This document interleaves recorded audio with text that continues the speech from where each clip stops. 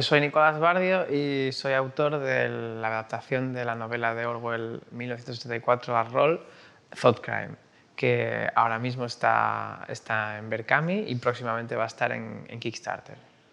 Bueno, la idea de Thought Crime es realmente recrear el mundo de Orwell, la novela de Orwell, y se trata sobre todo de un juego que podríamos calificar de survival psicológico. O sea, no es un juego para todos los públicos, no es un juego de risas, no es un juego de humor, es un juego en parte de pasarlo mal, de realmente estar dentro de lo que sería la Oceanía de Orwell. Y entonces los personajes que se puede uno hacer son los que existían en ese mundo. Miembros del partido, como el protagonista de la novela, Winston, pero también proles, también miembros del partido interior, también miembros de la policía del pensamiento. Y es un juego que juega un poco pues, bueno, con ese ambiente opresivo de la Oceanía del Gran Hermano. A nivel mecánico se juega con dados de 10, una tirada estándar son 3 dados de 10 y los éxitos son 6 o más, ¿no? Entonces, hay 4 características principales, agilidad, fuerza, intelecto y personalidad, y con esas 4 características vamos a hacer las diferentes tiradas. Una tirada estándar, como digo, son de 3, pero si tenemos una inteligencia más grande que el promedio, pues puede que tiramos 4 o incluso 5 dados o menos de 3, ¿no? Y luego todo esto se complementa con una serie de habilidades específicas que lo que buscan un poco es reflejar ese mundo opresivo de Orwell, como por ejemplo puede ser el miedo, que lo que va a hacer es que tiremos menos dados, que fallemos más tiradas cuando tenemos miedo. También va a haber un índice de esperanza que va a determinar cómo podemos convencer a los demás. Es un poco nuestra gana de rebelarnos contra ese sistema opresivo.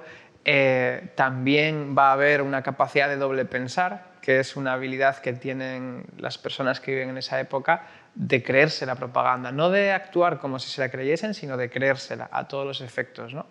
Y si no la pasan, si no superan esas tiradas, puede ser que alguien se dé cuenta, puede ser que los estén viendo.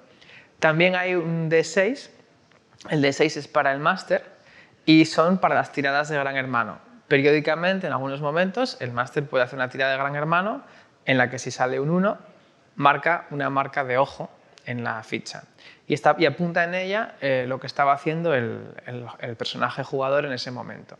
De tal forma que luego más adelante, cuando hay un interrogatorio, pueden preguntarle a ese personaje por las cosas que estaba haciendo en ese momento. Como ves, es un poco todo encaminado a generar esa tensión y ese sentimiento de opresión, ¿no? No es un juego para ser un héroe, ni para ser heroico, ni para ir por ahí cortando cabezas o lo que sea, sino que es un poco realmente meterse en ese mundo. Y luego, bueno, además de toda esta parte de las tiradas y demás, existe otra cosa que es el índice de disidencia.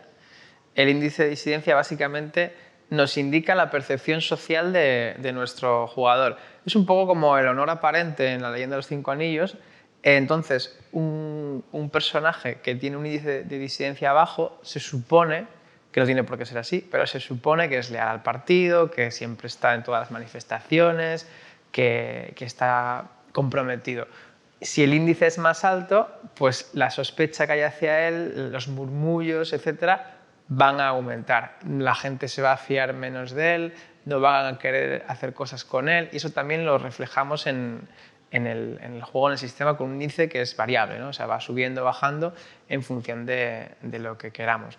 Y por último habría una última mecánica que es bastante innovadora y es opcional. Eso también quiero decir lo que es opcional, porque hay gente a la que no le gusta innovar tanto, que es la en neolengua. Es decir, el sistema permite que hablemos en neolengua, ¿no? Esa lengua que inventó Orwell a partir del inglés, que básicamente es simplificar tanto el vocabulario que a nosotros nos cueste vehicular ideas complejas, abstractas, de libertad, etcétera, etcétera. Entonces, esto lo hacemos adaptándolo de manera que sea fácil e intuitivo de hablar, por ejemplo, hablando con los verbos en infinitivo, como los indios de las películas del oeste, más adelante pues suprimiendo las preposiciones, algo que sea realmente intuitivo, pero que tú digas, es verdad, o sea, me cuesta expresar las ideas, ¿no? Eso también es otra cosa que teníamos. Yo diría que es para campañas cortas, o sea, campañas de 4, 5, 6 sesiones máximo sería donde mejor funciona. Igual en una sesión corta de un día no se puede ver tanto la evolución, sobre todo si partimos de personajes que son leales, que están, digamos, dentro del sistema y que van poco a poco, digamos, siendo conscientes de que viven en una gran mentira y queriendo rebelarse contra ella. Tampoco es un juego para campañas muy largas, ¿no? Porque al final, en el momento en el que tomas conciencia de la realidad y demás, tu esperanza de vida baja, ¿no? Digamos, de alguna manera. Entonces yo diría que sobre todo campañas cortas, campañas de entre 3 y 6 sesiones sería lo más adecuado. Respecto a símiles con otros juegos, yo creo que no hay ninguno así que sea realmente equivalente, y creo que en parte es un poco la idea de la que partíamos, ¿no? De hacer un juego que estuviese totalmente enfocado a esto. Es verdad que hay otros muy buenos, como por ejemplo Paranoia, pero tienen un toque de humor que este no tiene. O sea, este es un survival psicológico, es un juego, entre comillas, de pasarlo mal, no es un juego de echarte unas risas, o sea, es un juego, la verdad, bastante exigente. La gente que lo probó, todos coinciden en que realmente te sientes oprimido, te sientes en una especie de observación constante, juicio constante, no sabes si lo que estás haciendo lo estás haciendo bien o mal.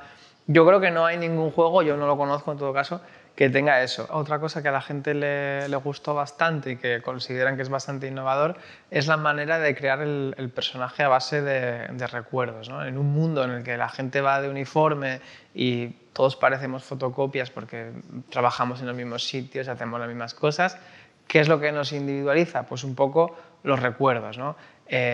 Unas personas recuerdan una infancia de una manera, otras de otra, a unos les hicieron bullying, a otros no, unos se enamoraron, a otros perdieron su familia. Todo ese tipo de recuerdos es lo que a ti te va a condicionar. Entonces, en Thoughtcrime, en vez de tener puntos de experiencia, tú tienes recuerdos, y esos recuerdos te van a dar, pues, por ejemplo, un +1, un -1, una ventaja, una desventaja. Por ponerte un ejemplo, si tú de pequeño te persiguió un perro y escapaste de él, puede ser que tu agilidad sea 1 más, ¿no? O sea, tengas un +1 en la agilidad porque demostraste en ese momento esa capacidad de correr y demás. Pero puede ser que también negativamente tengas un -1 al miedo cuando tienes un perro. Entonces, cuando hay un perro cerca, tú, otra persona no, se va a poner nervioso porque tienes ese recuerdo. Y también otra cosa que es bastante interesante es que los recuerdos se pueden crear en partida. Es decir, 2 o 3 personajes hacen una acción juntas, por ejemplo, sabotean un meeting del partido, y eso les genera un recuerdo. Y ese recuerdo puede ser distinto para unos y para otros. Por ejemplo, uno puede estar súper convencido de que estaban haciendo algo bueno, y eso le va a dar una serie de pluses y de minus, ¿no? en diferentes habilidades o ventajas y desventajas, y otro pues puede estar un poco arrastrado por los demás y que realmente tenga remordimientos con este tema, que no crea que esté bien lo que hicieron. Entonces, la misma acción, el mismo hecho, a cada personaje le puede afectar de manera distinta, ¿no? A la hora de crear ese recuerdo.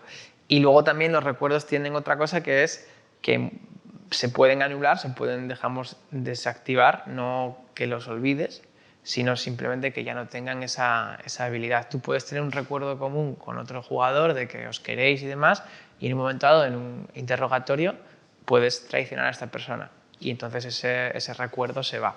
Y esto yo creo que es una cosa bastante innovadora. La gente pues nos está diciendo que es bastante innovadora y les está gustando bastante, porque la verdad que da, siempre que lo acuerdes con el máster, da un abanico de creación de personajes enormes. Nosotros, por ejemplo, hay ventajas y desventajas, pero no hay una lista cerrada. No hay absolutamente nada cerrado. Tú puedes, por ejemplo, si tu personaje de niño le cayó una bomba en el edificio de al lado, se quedó mal en la cama, sordo de una oreja por ese tema, pues igual desarrolla una ventaja, que es leer los labios.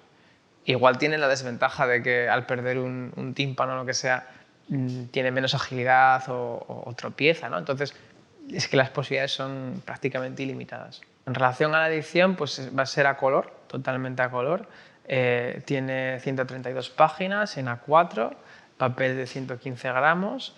Y entonces, bueno, para nosotros era bastante importante esta parte del color, porque yo creo que es algo que puede realmente hacer que uno se imagine ese mundo, ¿no? Entonces, la ilustradora Fátima Caso pues reimagina toda esta simbología del Gran Hermano, de Oceanía, del partido interior, del partido exterior y demás. Y entonces creo que presentamos un libro bastante inmersivo en ese aspecto. Tiene una primera parte que es sobre el lore, que básicamente es poner y ampliar con alguna cosita más las ideas que tuvo Orwell. Otra parte que son las reglas y luego 3 aventuras. El libro viene con 3 aventuras muy distintas entre ellas. La primera es una aventura, más bien una campaña pequeñita, en la que es la más parecida al libro, en la que vamos a jugar como los Parsons, ¿no? Los Parsons, que son los vecinos de Winston. Esa es la más parecida a lo que es el ambiente, porque son partida del partido exterior. Y después hay otras 2 más, bastante distintas. Una es una sandbox, en la que no puede pasar cualquier cosa, y son para jugar como proles, ¿no? Los proles para Orwell eran gente un poco tonta. Entonces es una partida que puede ser un poco más divertida de jugar, en el sentido de que vas a jugar un personaje que no tiene demasiada inteligencia. Y esa va de un mito que hay en el universo de Thought Crime, que es que existe una isla que se llama Irlanda, pero esa isla de Irlanda no sale en ningún mapa. En cambio es una leyenda de la que todo el mundo oye hablar y va un poco de a ver qué pasa con esa isla, ¿no? Y la tercera y última historia es una excursión con los espías, una aventura para niños cabrones. Básicamente es una historia en la que tú eres un niño que tiene la cabeza totalmente lavada por el partido y que tu mayor obsesión en la vida es cazar criminales mentales, meter a la gente en chirona y ser súper leal al partido, ¿no? Al final son maneras totalmente distintas de jugar, ¿no? Una más opresiva, controladora, más como una novela, otra muy al contrario, de yo soy un perro de presa y voy a morder, y si es enemigo o no me da un poco casi igual, o sea, porque lo que quiero es demostrar que puedo hacer lo que me pide el Gran Hermano. Bueno, el crowdfunding está abierto hasta el día 13. El día 13 de noviembre es el último día, porque el 14 ya cerramos. Ya conseguimos el objetivo que nos habíamos planteado de 2.000 euros y fuimos desbloqueando metas, ¿no? Está a punto de desbloquearse ya la segunda meta, que es una aventura más en PDF. Entonces, bueno, todavía no está acabado, es muy probable que se desbloquee esta meta y quizás más, ¿no?